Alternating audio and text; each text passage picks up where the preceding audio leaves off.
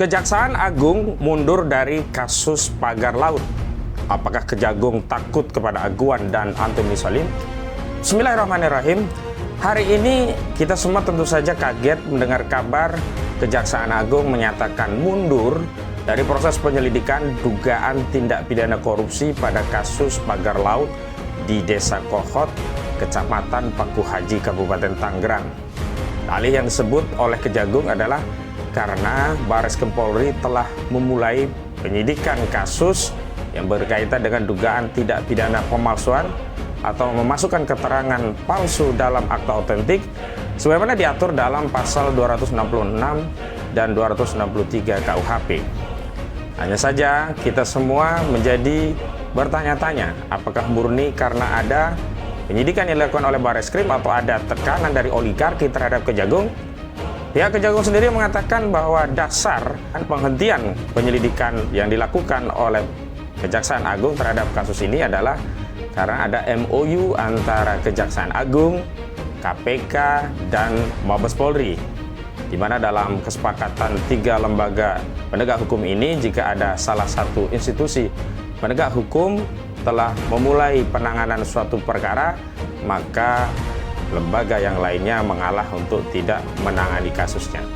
Kritik yang ingin saya sampaikan adalah beberapa hal. Yang pertama, MOU tersebut adalah MOU yang berkaitan dengan penanganan masalah tindak pidana korupsi, di mana dalam kasus tindak pidana korupsi memang tiga institusi lembaga penegak hukum yakni KPK, Kejaksaan Agung, dan Polri sama-sama memiliki kewenangan untuk melakukan penyelidikan dan penyidikan kasus tindak pidana korupsi.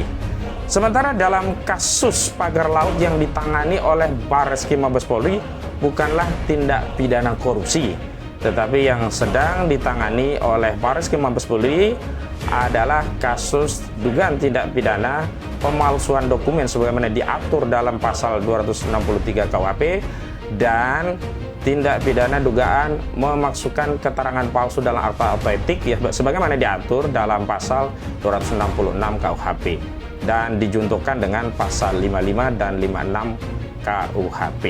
Sehingga jadi tidak relevan alasan Kejagung mundur karena hari ini Bareskrim Mabes Polri tidak sedang menangani kasus korupsinya, tetapi tindak pidana umum yang hari ini ditangani juga oleh Direktur Tindak Pidana Umum Bareskrim Mabes Polri. Kedua, jika alasan disampaikan Kejagung adalah bahwa tipikor itu bisa saja bermula dari tipidum yang kemudian akan ditingkatkan tindak pidana khusus jika ditemukan, ini juga tidak relevan, apalagi jika dalihnya adalah ada tidaknya suap atau gratifikasi. Karena suap atau gratifikasi itu hanyalah salah satu dari banyak tindak pidana korupsi yang diatur dalam Undang-Undang Nomor 31 Tahun 1999. Justru yang pertama harus dilakukan penyelidikan terhadap kasus ini oleh Kejaksaan Agung atau institusi negara lainnya yang melakukan penanganan korupsi adalah dugaan adanya tindak pidana penyalahgunaan wewenang atau melakukan perbuatan melawan hukum yang merugikan keuangan negara dengan motif untuk menguntungkan diri sendiri, orang lain, atau korporasi.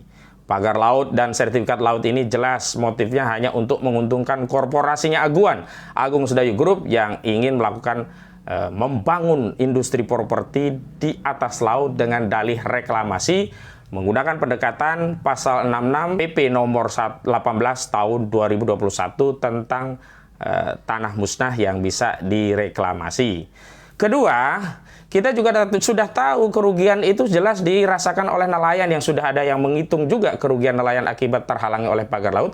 Juga potensi kerugian negara karena laut akan dikuasai oleh oligarki properti yang dalam hal ini sudah diakui sertifikat-sertifikat pagar laut itu diantaranya dimiliki oleh dua anak usaha Agung Sedayu Group.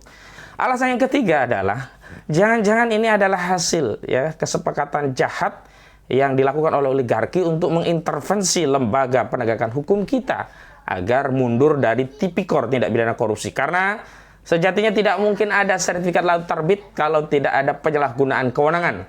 Tidak akan pernah ada sertifikat laut terbit kalau tidak ada perbuatan melawan hukum. Semua ini jelas merugikan keuangan negara dengan adanya pagar laut dan sertifikat yang merampas tanah milik negara di laut yang dikuasai oleh entitas swasta atau korporasi. Dan yang terakhir yang paling penting adalah apakah kasus korupsinya akan dipeti eskan atau dihilangkan dengan mundurnya Kejaksaan Agung? Apakah akhirnya kasus pagar laut ini akan dilokalisir dan disimplifikasi seolah-olah hanya dilakukan oleh Arsin Kades Kohot dan beberapa aktor lapangan lainnya, sementara para pejabat penyelenggara negara, para oligarki yang membiayai proses perampasan tanah laut ini akan dilepaskan oleh institusi penegak hukum? Kita lihat saja bagaimana kinerja aparat penegak hukum ke depan, dan kita lihat bagaimana kinerja komitmen Saudara Prabowo Subianto dalam memberantas korupsi di Republik ini.